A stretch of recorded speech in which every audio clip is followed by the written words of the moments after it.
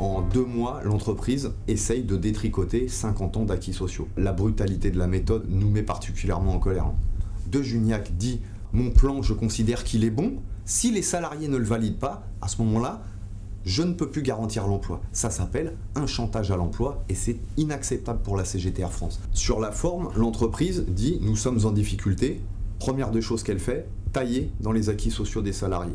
Deuxième chose, dire « Il y a un sureffectif ». Et en dernier lieu, on nous présente le projet industriel, alors qu'il aurait été tellement plus simple de se mettre d'accord sur un projet industriel d'avenir pour Air France et ensuite effectuer les arbitrages sociaux. Le plan d'Air France, c'est donc tout d'abord de faire travailler plus ses salariés.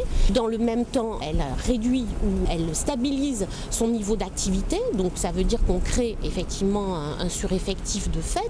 Quand vous lancez d'entrée de jeu un plan de départ volontaire, voire peut-être même un plan de licenciement, sans avoir revu les méthodes de travail des salariés, ça veut dire que c'est un échec cuisant pour le management d'Air France. Et en plus, on ne peut pas les faire partir tout de go, parce que les organisations nécessaires pour absorber ces baisses d'effectifs ne peuvent pas être mises en place du jour au lendemain.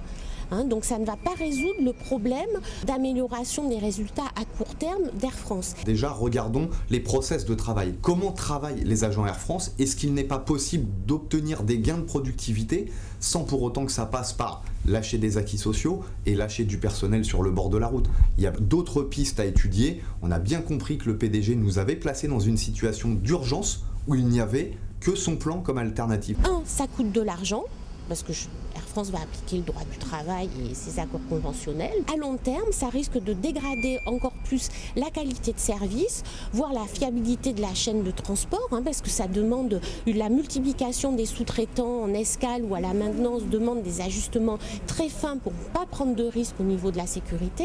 Tous les acteurs qui gravitent autour d'un avion font partie d'une chaîne de sécurité.